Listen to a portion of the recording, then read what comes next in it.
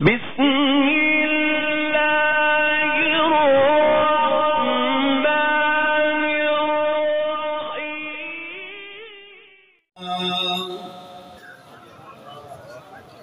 الحمد لله رب العالمين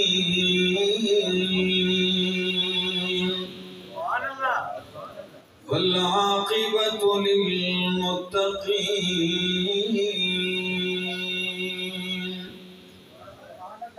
والصلاة والسلام على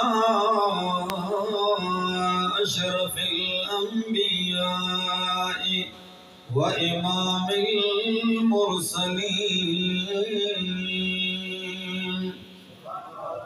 وعلى آله وأصحابه أجمعين.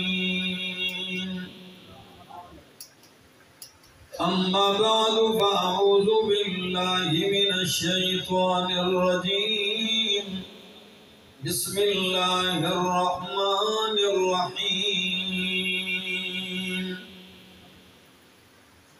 هو الذي بعث في الأميين رسولا منهم يتلو عليهم آياته ويزكيهم ويعلمهم الكتاب والحكمة وإن كانوا من قبل لفي ضلال مبين. وقال تعالى: وَلَقَدْ آتَيْنَاكَ سَبْعًا مِنَ الْمَثَانِي وَالْقُرْآنَ الْعَظِيمَ.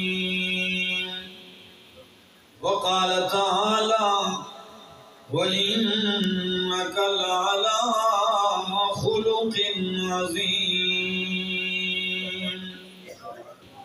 وقال النبي صلى الله تعالى عليه وسلم: إنما بعثت معلما. وقال النبي صلى الله تعالى عليه وسلم: بعثت لأتمم مكارم الأخلاق.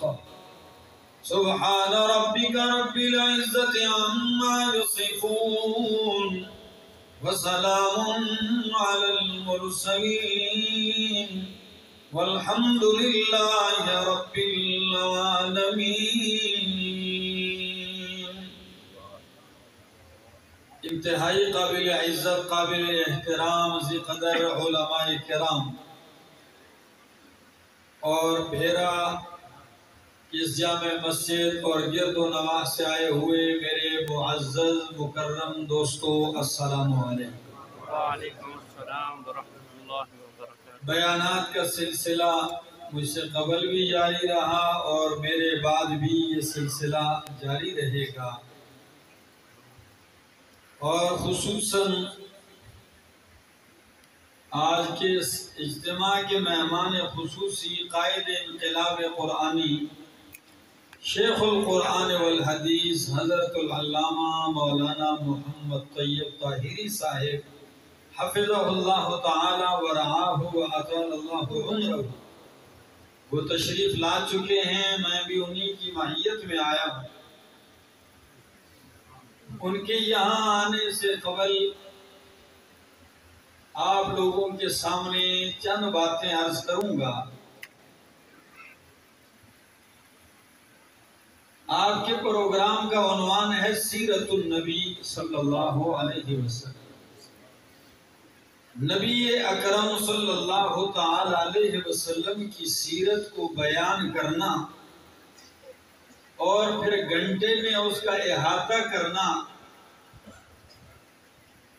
یہ ناممکن ہے، بلکہ آپ صلی اللہ علیہ وسلم کی سیرت کا جو ایک ایک گوشہ ہے وہ علم کا سمندر ہے، اور اس کے لیے ایک طویل وقت چاہیے. ہماری زندگیاں تھوڑی ہیں اس کے لیے. آپ اس بات سے اندازہ لگا سکتے ہیں میرے والوں کہ نبی اکرم صلی اللہ تعالی علیہ وسلم کی سیرت قرآن ہے۔ کیا ہے؟ قرآن۔ قرآن ہے۔ ذرا اندازہ لگائیے کہ آپ ابھی دنیا میں تشریف نہیں لائے، تاریخ کے لحاظ سے 4000 سال قبل اللہ کے خلیل ابراہیم علیہ السلام کعبہ تعمیر کرتے ہیں، اسماعیل علیہ السلام ان کے ساتھ ہیں، اور پھر ایک التجا کرتے ہیں دربار الہی کے اندر، اور کیا کہتے ہیں؟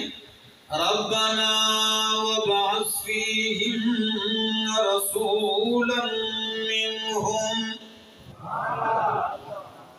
ربنا وابعث فیہم رسولا منہم، اے میرے پروردگار، اے ربا بھیج دے ان میں رسولا، شان والا رسول، عظمت والا رسول، مقام والا رسول، اتنی شان والا رسول کہ باقی رسولوں نے آئے کچھ کیا تو تذکرے ہوئے، وہ شان والا پیغمبر ایسا ہوگا کہ ان کے تذکرے ان کے آنے سے پہلے ہی شروع کر دیے ہیں۔ رسولا منہم، وہ شان والا رسول بھیج دیجئے۔ ان کا کام کیا ہوگا؟ سیرت کیا ہوگی؟ پروگرام کیا ہوگا؟ فرمایا یتلو علیہم آیاتی، یتلو علیہم آیاتک، اللہ وہ ان پر تیری آیتیں پڑھ پڑھ کے سنائے گا۔ وَيُعَلِّمُهُمُ الْكِتَابَ وَالْحِكْمَةَ وَيُزَكِّيهِمْ، اور ان کو تعلیم کتاب کی دے گا، انہیں پاک کرے گا، سنت کی تعلیم دے گا۔ یہ قرآن مقدس کے اندر یہ آیت 4 مقامات پر آئی ہے، سورہ بقرہ میں، اور 2 دفعہ سورہ آل عمران میں، تیسری دفعہ اور چوتھا مقام سورۃ الجمعہ آیت نمبر 2۔ ان 4 مقامات میں نبی پاک صلی اللہ تعالی علیہ وسلم کے آنے کا مقصد بتلایا، آپ کا مشن، آپ کی سیرت بتلائی ہے۔ وہ سیرت کیا ہے؟ یعلمہم الکتاب والحکمہ، میرے والو تھوڑا سا فرق ضرور ہے تقدیم و تاخیر کا۔ سورہ بقرہ میں جہاں اللہ کے خلیل التجا کرتے ہیں تو وہ کہتے ہیں ربنا وابعث فیہم رسولا منہم، یتلو علیہم آیاتک، آپ کی آیتیں پڑھے گا، وَيُعَلِّمُهُمُ الْكِتَابَ، کتاب کی تعلیم دے گا، وَالْحِكْمَةَ، حکمت کی تعلیم دے گا، وَيُزَكِّيهِمْ، چوتھے نمبر پہ انہیں پاک کرے گا۔ یہ ایک مقام۔ دوسرا مقام سورہ آل عمران میں فرمایا لَقَدْ مَنَّ اللَّهُ عَلَى الْمُؤْمِنِينَ إِذْ بَعَثَ فِيهِمْ رَسُولًا مِّنْ أَنفُسِهِمْ، ادھر فرمایا منہم، ادھر ترقی کرتے ہوئے فرمایا ہو سکتا ہے ضمیروں کا مقصد کسی کو سمجھ میں نہ آئے، فرمایا من انفسہم، انہی کی جن سے ہوگا، بشر بن کے آئے گا۔ کام کیا ہوگا؟ اللہ کے خلیل نے دعا میں فرمایا آیتیں پڑھ کے سنائے گا، کتاب کی تعلیم دے گا، سنت کی تعلیم دے گا، چوتھے نمبر پہ انہیں پاک کرے گا۔ لیکن جب رب نے دعا قبول کی تو تھوڑی ترمیم کر دی ہے۔ وہ ترمیم کیا ہے؟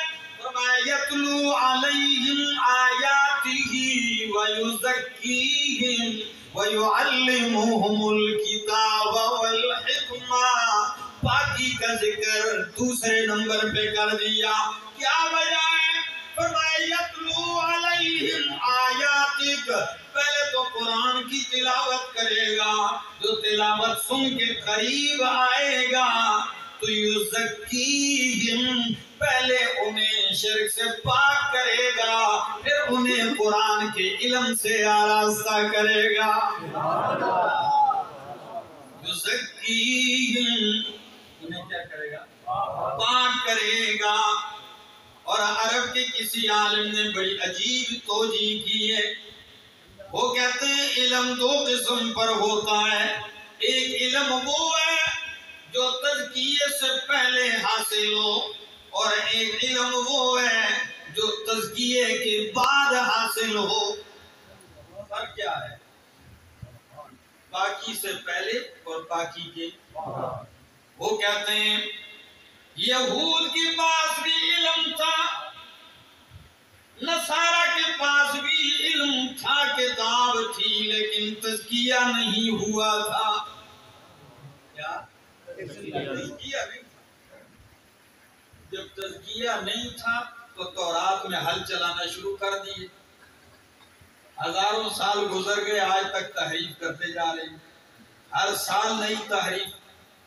جب تزکیہ نہیں تھا تو دین حنیفیت میں شرک کی جڑیں گاڑنا شروع کر دی. تزکیہ نہیں تھا تو حلال کو جب چاہتے حرام کر دیتے، اور حرام کو جب چاہتے حلال کر دیتے. تزکیہ نہیں تھا تو امیروں کے لیے فتویٰ اور تھا، غریبوں کے لیے اور تھا. یہی واقعہ تو پیش آیا تھا نا مدینہ میں. نبی پاک صلی اللہ علیہ وسلم کے پاس کیس آ گیا، جی یہ اہل کتاب ہیں، انہوں نے بدکاری کی ہے، شادی شدہ ہیں مرد اور عورت، کیا سزا ہے؟ نبی علیہ السلام نے کہا ان سے کہو آپ کے دین میں کیا سزا ہے؟ آپ چونکہ اہل کتاب ہیں، یہود ہیں، تو پتہ ہے وہ کہنے لگے جی ہماری کتاب میں تو یہ لکھے بس ان کا منہ کالا کر کے جوتے مار دو، شہر میں گھما کے تو ٹھیک ہے. یہ سزا تب ہے جب پادری صاحب کے جیب کو آپ گرم کر دیتے. فتویٰ یہ ہوتا تھا. ورنہ حقیقتاً فتویٰ کیا ہے کہ شادی شدہ مرد بدکاری کرے، زنا کرے تو کیا سزا ہے؟ سنسار کیا جائے، رجم کیا جاتا.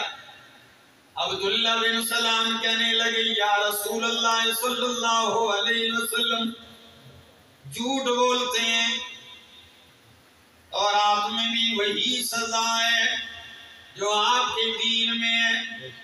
ان سے کہیے فَأْتُوا بِالتَّوْرَاتِ فَاتْلُوهَا، ذرا تورات لے آؤ. نبی علیہ السلام نے کہا جاؤ تورات لے آؤ. فوراً گئے، تورات اٹھایا آ گیا. جی یہ دیکھیں حضرت صاحب، یہ کیسے تھا؟ اس جگہ انگلی رکھ دی، آگے پیچھے سے پڑھ دیا. جہاں رجم لکھا تھا کہ سنسار کر دو، ادھر کیا رکھی؟ انگلی رکھی. ہمارے مذہب میں تو یہ ہے. ان کو کیا پتا تھا؟ اللہ اکبر. کہ عبداللہ بن سلام جو یہودیوں کے بہت بڑے عالم ہیں، وہ پاس کھڑے ہیں اور ان کہنے لگی یا رسول اللہ اجازت دیجئے کچھ کہوں. فرمایا بولیے. عبداللہ بن سلام آگے بڑھ کے کہتے ہیں او بدبخت انگلی تو اٹھانا ذرا. ہاتھ اٹھا. جس نے ہاتھ اٹھایا تو نیچے سزا رجم کی لکھی ہوئی تھی. بات کر رہا تھا علم تھا ان کے پاس، لیکن تزکیہ نہیں کہ نہیں ہوا، پھر یہی کام کرتے رہے. تو اللہ نے اپنے پاک پیغمبر سے فرمایا میرا پاک پیغمبر آپ کا مشن کیا ہے؟ قرآن سکھلانا ہے، لیکن یزکیہم، پہلے ان کا عقیدہ شرک سے پاک کیجئے. جو پاک ہو جائے گا پھر قرآن کے سامنے بٹھا کے تعلیم دیجئے.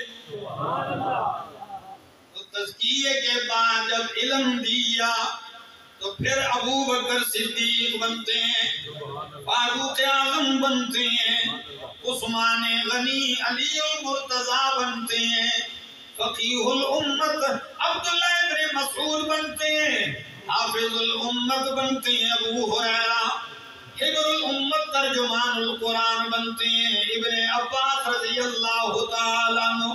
پھر 18 سال کا جوان معاذ بن جبل خوبصورت جوانی میں ہے، عمر 18 سال ہے، لیکن صحابہ کے بیچ میں اس کا لقب ہے سلطان العلماء۔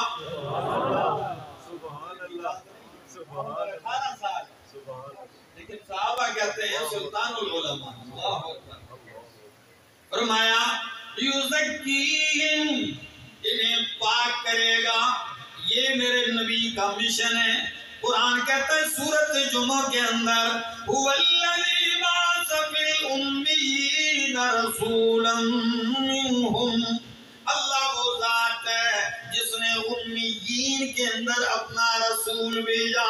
پڑھے لکھے نہیں تھے، کیا تھے؟ امی، سارے ان پڑھ تھے۔ ایک معنی امیین کا یہ ہے، اور امی کا دوسرا معنی کہ ام القرآن مکہ ہے، تو امیین مکہ میں رہنے والوں کو کہا جاتا ہے۔ میں هو الذی بعث فی الأمیین رسولا، اللہ وہ ذات ہے جس نے امیین میں رسول بھیجا، اور مشن ان کا کیا ہے؟ یتلو علیہم آیاتہ ویزکیہم ویعلمہم الکتاب والحکمہ، ان کا تزکیہ کرتے ہیں۔ یقین کیجئے میرے مصطفیٰ نے اس پہ ایسا عمل کیا ہے، سارا جہاں مخالف ہو گیا، آپ نے پرواہ نہیں کی، پتھروں کی بارش میں بھی آپ قرآن کی آیات کی بارش کیا کرتے تھے۔ پتھر برسا رہے ہیں اور آپ کی زبانیں پھر سے قرآن کی آیتوں کی برسات ہوتی ہے۔ یہ نہیں ہے اپنے مخالف ہو گئے راستہ چھوڑ دیا، یہ نہیں ہے دوست دشمن بن گئے مشن چھوڑ دیا، یہ نہیں ہے کہ یہ قتل کریں گے مشن چھوڑ دیا۔ یقین کیجئے کام کیا ہے، ہمدردی کے ساتھ، محبت کے ساتھ، شفقت کے ساتھ، اتنی ہمدردی کے ساتھ میرے والوں کہ ادھر سازش جاری ہے کہ آپ کو قتل کیا جائے، یا آپ کو قید کیا جائے، یا آپ کو ملک بدر کیا جائے۔ ادھر فیصلے آپ کے قتل کے ہو رہے ہیں اور ادھر آپ کے آنسو جاری ہیں۔ اللہم اہد قومی فإنہم لا یعلمون، اللہ میری قوم کو ہدایت دے دے، انہیں پتہ نہیں ہے، ان کو میری شان نہیں معلوم، ان کو میری عظمت نہیں معلوم۔ اللہ اکبر۔ اسی لیے تو قرآن کہتا ہے لَقَدْ جَاءَكُمْ رَسُولٌ مِّنْ أَنفُسِكُمْ، تمہارے پاس رسول آئے ہیں تمہاری ہی جن سے، تمہاری ہمدردی اتنی ہے کہ عزیز علیہ ما عنتم حریص علیکم بالمؤمنین رؤوف الرحیم۔ میں آہستہ سے بات کھولنے لگا ہوں۔ فرمایا شفقت اتنی ہے، عزیز علیہ ما عنتم، تمہیں جو چیز تکلیف دیتی ہے، مشقت دیتی ہے، وہ میرے نبی کو ناگوار گزرتی ہے۔ اپنی تکلیف گوارا کر لیتے ہیں، تمہاری مشقت برداشت نہیں کرتے، خود پتھر باندھ لیتے ہیں، تمہیں بھوکا نہیں برداشت کرتے ہیں، خود پیاس برداشت کر لیتے ہیں، تمہاری تکلیف نہیں برداشت کرتے۔ اتنی ہمدردی 95 کلومیٹر کا سفر طے کر کے وادی طائف میں پہنچتے ہیں۔ 95 کلو میرے والوں 95 کلومیٹر کا سفر کشتی پہ نہیں، اونٹ پہ نہیں، گھوڑے خچر پہ نہیں کیا، پاؤں سے چل کے جاتے ہیں، تھکے کتنے ہوں گے، گھاس کتنی لگی ہوگی، کتنی تھکاوٹ، لیکن جب آپ بنو ثقیف کے حجرے میں جاتے ہیں، سردار بیٹھے ہیں بنو ثقیف کے، نبی علیہ السلام تھکے تھکے اندر آ گئے، زید بن حارثہ بھی آپ کی معیت میں ہے، کیا لگی آنے والے مہمان بتلائیے کیوں آئے ہوئے، جگہ دے دے ساتھوں کو، قریب قریب ادھر بھی نہیں ہے۔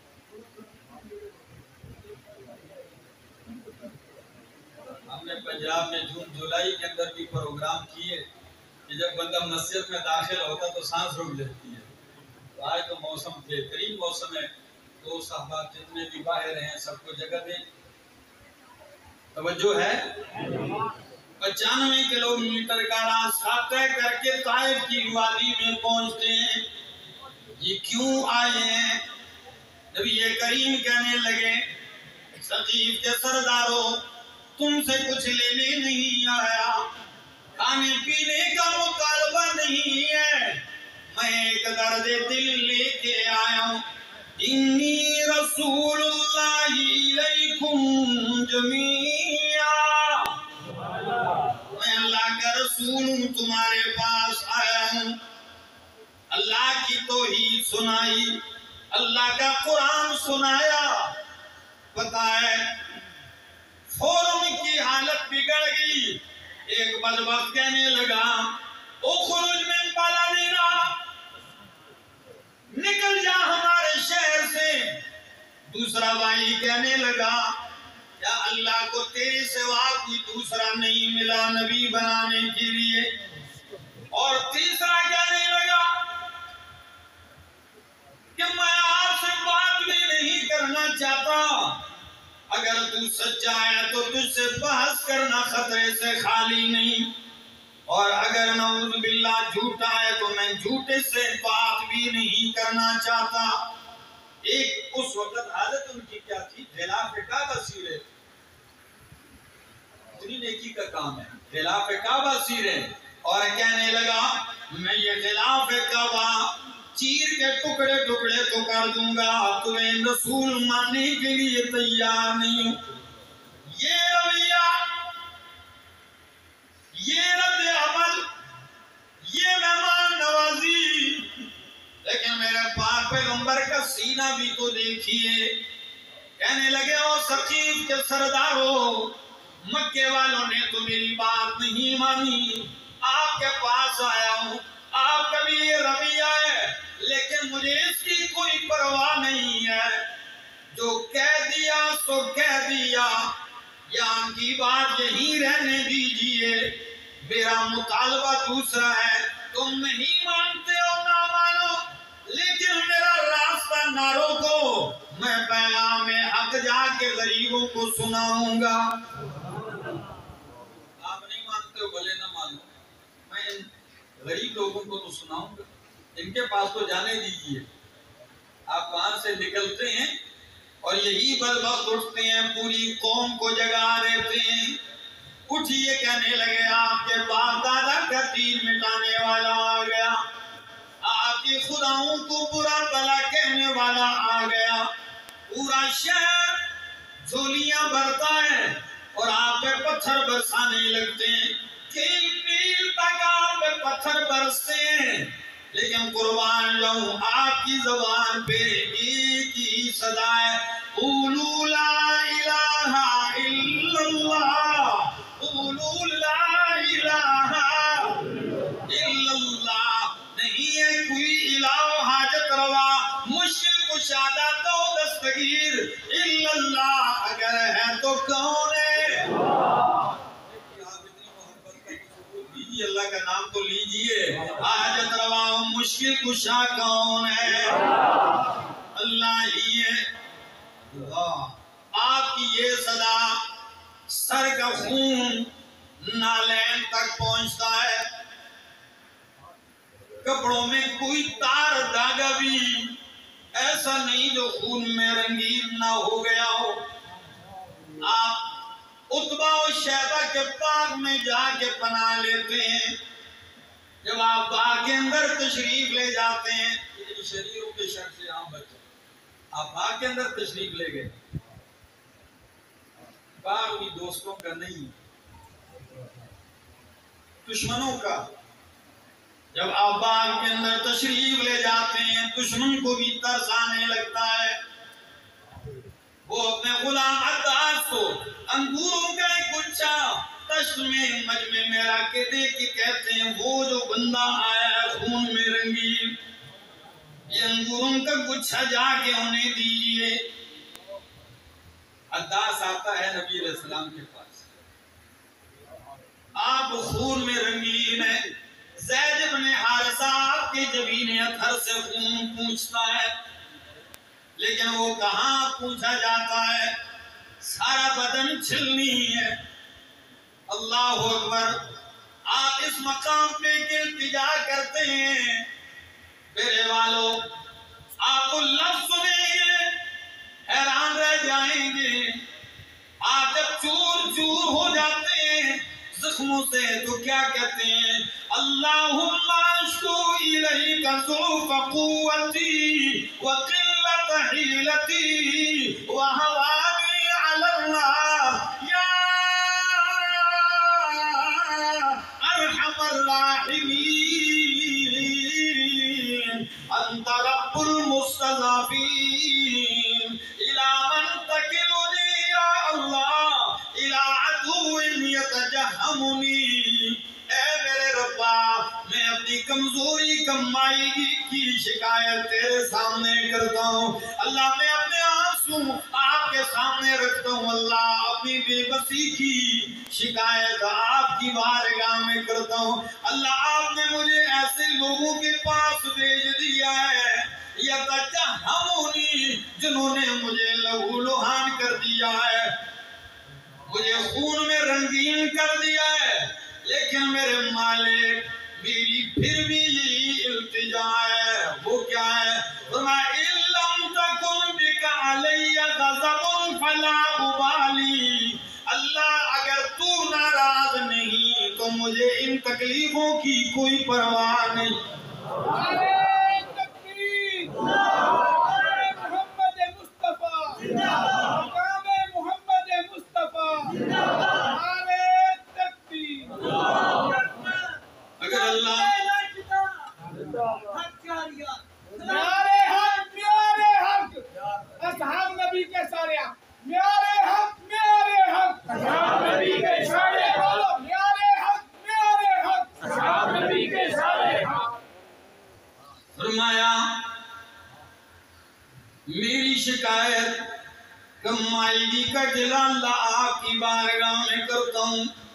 میرے والو، محبوب کے یہ جملے سنیے تو معبود اور محبوب میں فرق نظر آئے گا. حاجت مند اور حاجت روا میں فرق نظر آئے گا. مشکلات میں گھیرے ہوئے اور مشکلات سے نکالنے والے کا فرق نظر آئے گا. آپ التجا کرتے اللہ اگر تو ناراض نہیں ہے تو مجھے ان تکلیفوں کی کوئی پرواہ نہیں. کسی عربی شاعر نے کیا ہی خوب ترجمانی کی ہے کہ فَلَيْتَكَ تَحْلُو وَالْحَيَاةُ مَرِيرَةٌ فَلَيْتَكَ تَحْلُو وَالْحَيَاةُ مَرِيرَةٌ وَلَيْتَكَ تَرْضَىٰ وَالْأَنَامُ غِضَابٌ وَلَيْتَ الَّذِي بَيْنِي وَبَيْنَكَ عَامِرٌ وَبَيْنِي وَبَيْنَ الْعَالَمِينَ خَرَابٌ إِذَا صَحَّ مِنْكَ الْوُدُّ فَالْكُلُّ هَيِّنٌ وَكُلُّ الَّذِي فَوْقَ التُّرَابِ تُرَابٌ. کیا معنی ہے؟ وَلَيْتَكَ تَحْلُو وَالْحَيَاةُ مَرِيرَةٌ. کاش کہ اللہ تو میرے لیے میٹھا ہو جائے، کاش کہ اللہ تو میٹھا ہو جائے، چاہے ساری زندگی کڑوی ہی کیوں نہ ہو جائے، کوئی پرواہ نہیں. وَلَيْتَ الَّذِي بَيْنِي وَبَيْنَكَ عَامِرٌ وَبَيْنِي وَبَيْنَ الْعَالَمِينَ خَرَابٌ. اللہ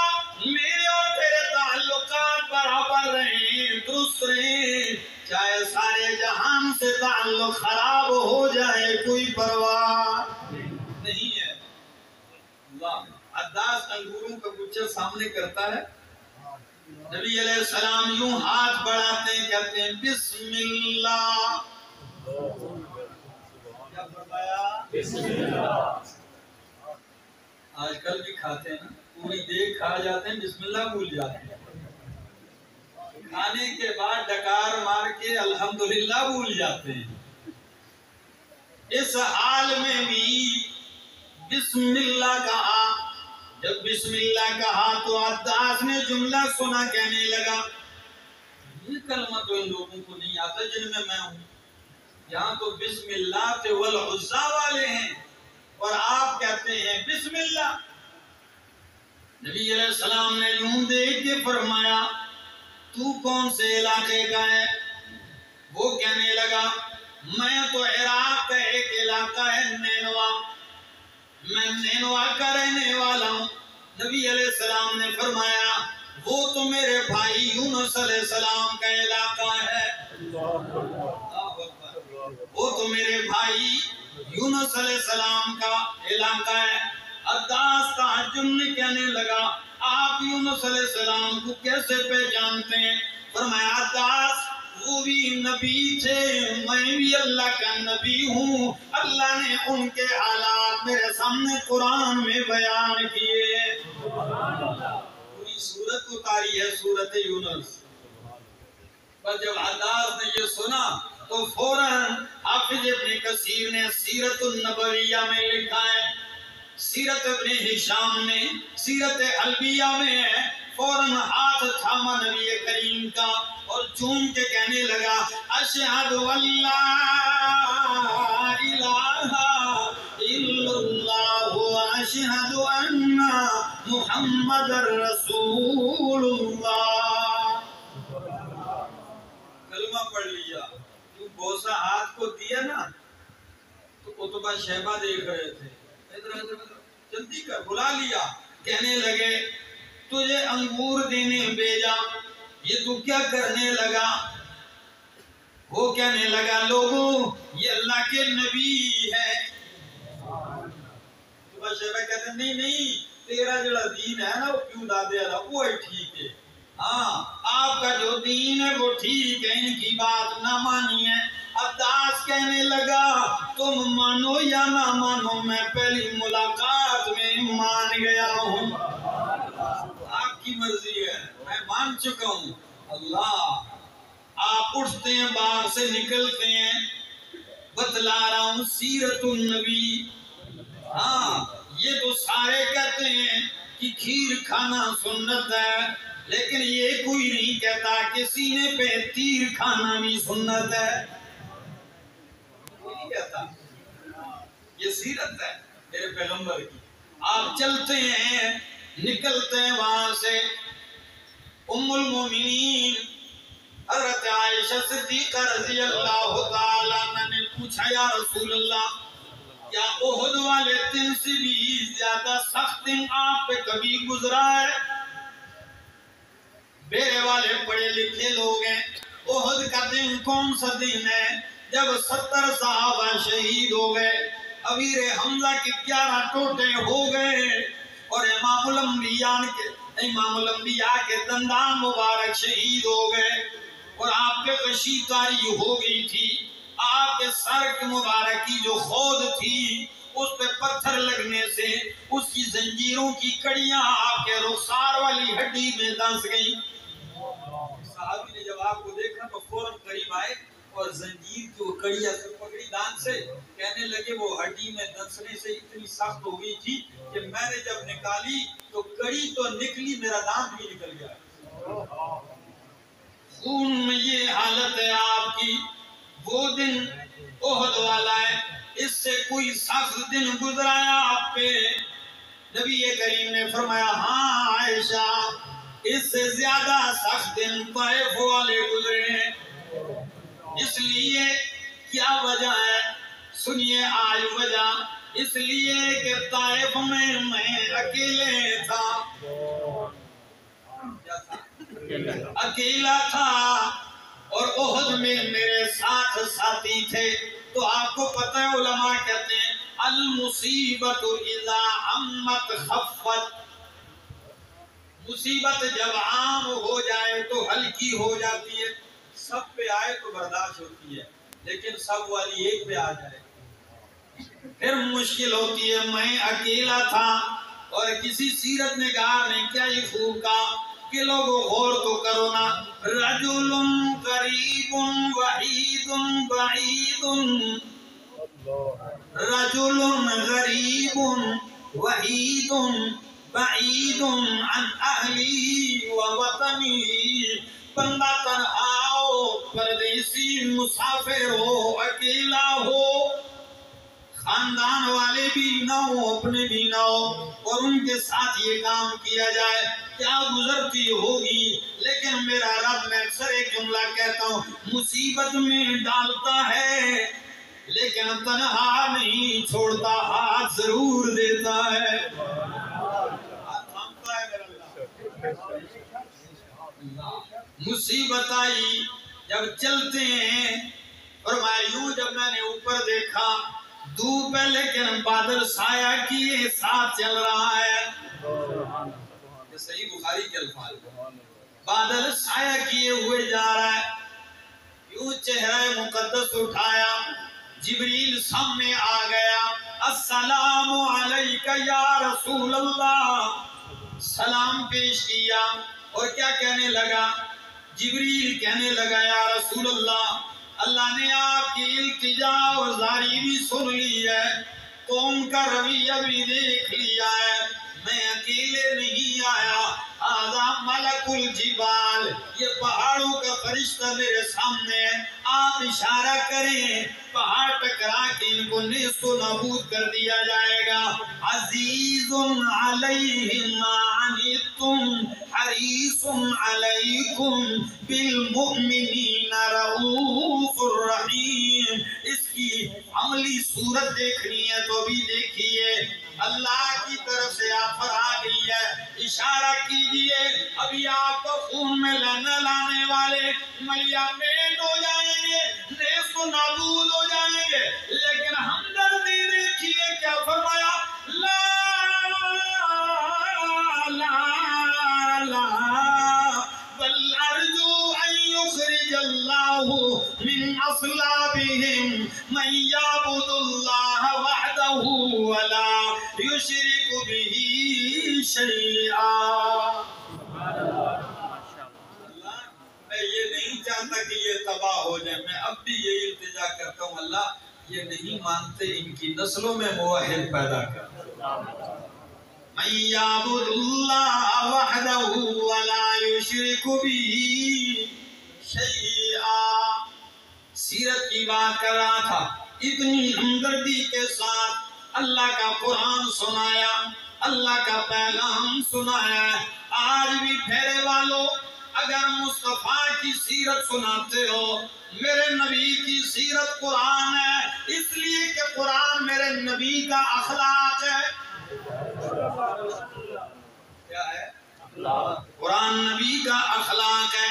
کبھی آپ نے قرآن کی آیتوں پہ غور کیا ہے کہ اللہ نے ایک آیت میں یوں ارشاد فرمایا وَلَقَدْ آتَيْنَاكَ سَبْعًا مِّنَ الْمَثَانِي وَالْقُرْآنَ الْعَظِيمِ.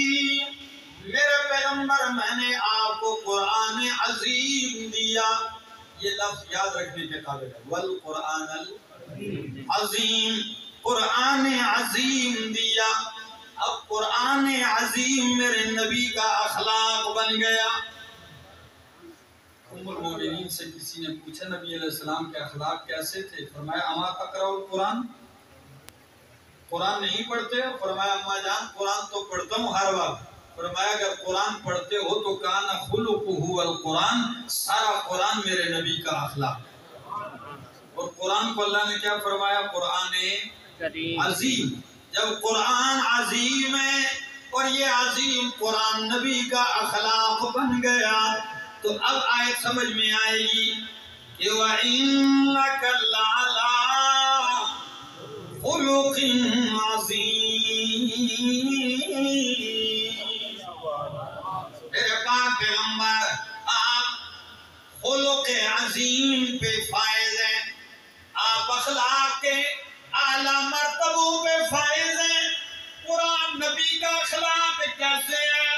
حافظ ابن کثیر فرماتے ہیں یہ آیت بھی لوگ پڑھتے ہیں، یہ حدیث بھی لوگ پڑھتے ہیں کہ قرآن نبی کا اخلاق ہے، لیکن یہ نہیں بتلاتے کہ اخلاق کیسے ہیں۔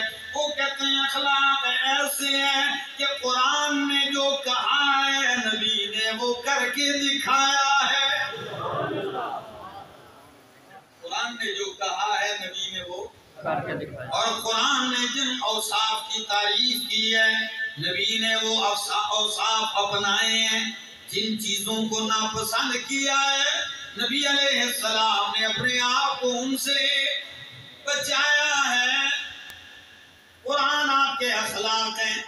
اور اس آیت کے اوپر بھی علماء سے لطف اٹھائیں گے کہ عجیب لفظ ہے، اِنَّكَ لَعَلَىٰ خُلُقٍ عَظِيمٍ، اِنَّكَ لَذُو خُلُقٍ نہیں فرمایا۔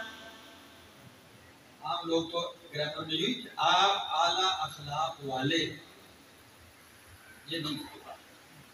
آپ اعلیٰ اخلاق والے ہیں یہ لفظ نہیں فرمایا۔ حروف جارہ میں سے لفظ علا ذکر کیا اور علا آتا ہے استعلا کے لیے۔ استعلا کا معنی ہوتا ہے عام بس آپ کو سادہ سی بولی میں، ایک آفیسر کے ماتحت جتنے لوگ کام کرتے ہیں سارے اس کے تابع ہوتے ہیں، وہ جس کو چاہے جدھر بٹھائے جدھر بھیجے بھیجتا ہے کہ نہیں جی؟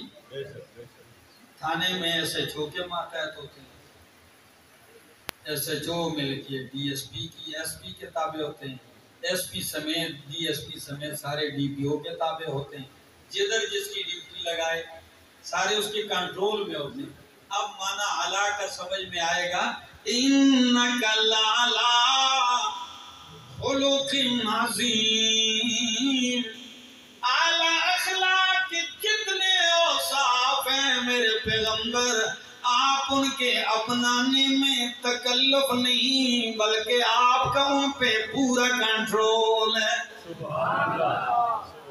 کبھی کبھی اخلاق کا مظاہرہ کرتے ہیں اور تکلف کیا؟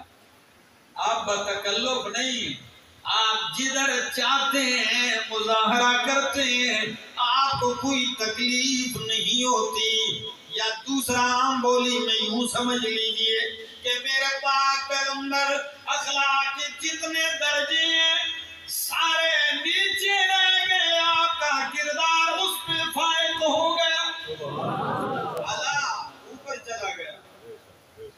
اور پھر علماء یہ بھی جانتے ہیں اِنَّكَ لَعَلَى الْخُلُقِ نہیں فرمایا، اِنَّكَ لَعَلَى خُلُقٍ تنوین لائے گا۔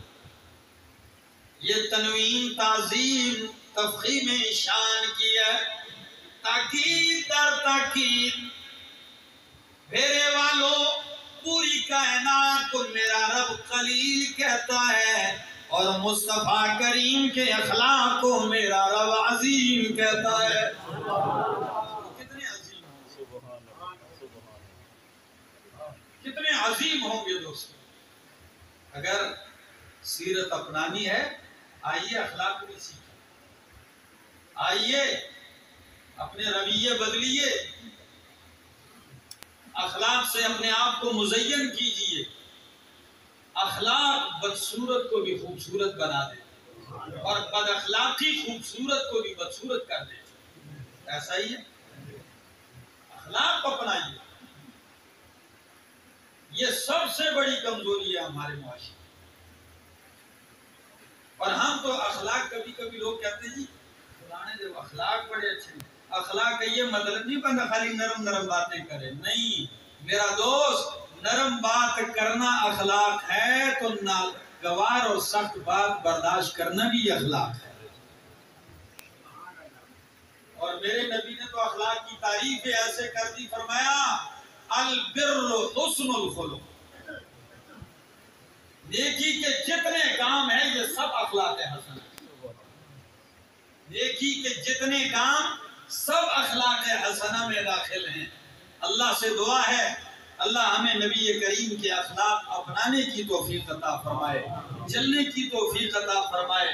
اور آپ سے گزارش کرتا ہوں کہ ملک کے طول و عرض میں جو ایک ہمارا مشن جاری ہے، اشاعت التوحید و سنہ کے نام سے جو کام ہو رہا ہے، اس عظیم قافلے کے سالار اور قائد میرے شیخ القرآن مولانا محمد طیب طاہری صاحب اس قافلے کی قیادت کرتے ہیں، اور صرف ایسے نہیں، انہوں نے اپنے عمل سے کر کے دکھایا ہے کہ 50,000 آدمیوں تک کا مجمع آپ کے ساتھ رمضان میں شریک ہوتا ہے درس میں۔